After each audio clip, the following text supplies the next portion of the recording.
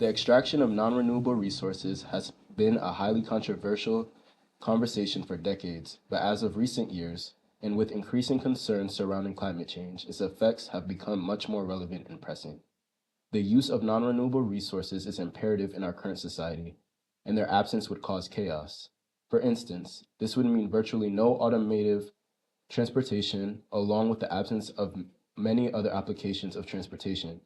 However, the glimmer of these non-renewable resources has begun to dim, due to all the consequences of pollution and the strain felt by international political economic systems.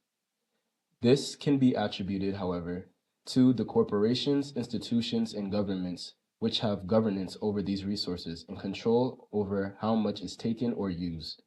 Within this video, we will explore the connections and importance of effects that corporations and institutional control have regarding non-renewable resources, as well as the endeavors of environmental activist Berta Caceres.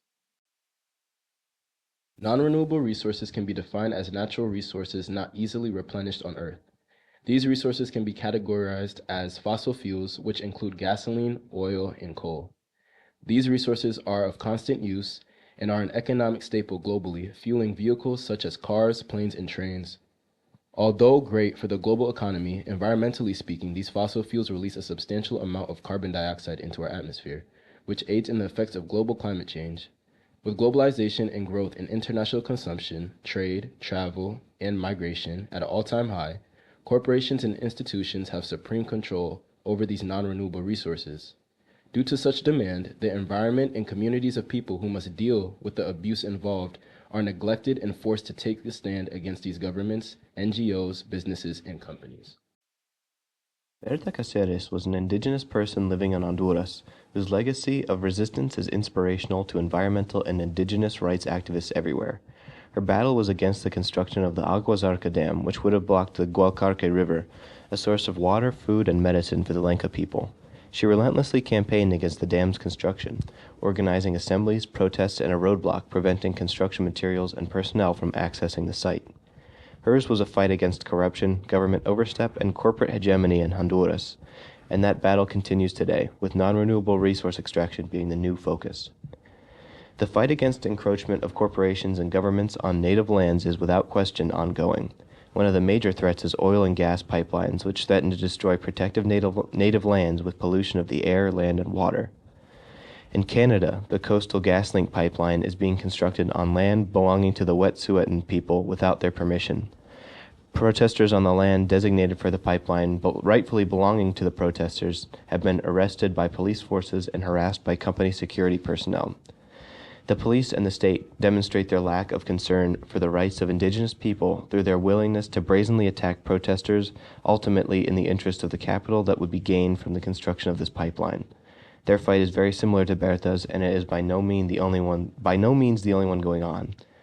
Fracking and mining are both examples of non-renewable extractant industries which disproportionately affect indigenous peoples, largely because they are marginalized groups.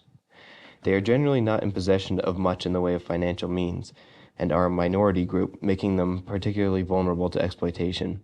Because they lack the means to purchase the services of lawyers or pay for the media campaigns, it is particularly easy for companies as well as the governments to ignore them when new resources and capital are on the line. The United States has a history of disregarding the needs as well as rights of minority groups, from the eras of slavery and Jim Crow to the Japanese internment and the post-9/11 panic about anyone of Arabic descent. Of course, the U.S. government is not the only perpetrator of this violence. It happens all over the world. Indigenous people like the Lenca in Honduras, the Wet'suwet'en, and many others face the repressive violence of the state and the companies which would rather excavate the ground beneath these people's feet than address them as fellow human beings. When looking at Berta Caceres' fight with the DESA and the extraction of non-renewable resources throughout the world, the common through line between the two situations are the power dynamics between the leaders in government and businesses and those directly impacted by their actions. Important insights into these relationships can be found when looking at the two situations through the lens of Seeing Like a State.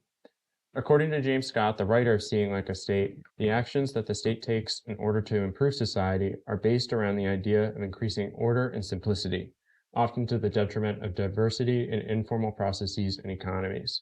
This level of simplicity that has come with using fossil fuels like coal and oil has led to a society that is over-reliant on these materials and unable and unwilling to transition to a more diverse base of fuels that are renewable.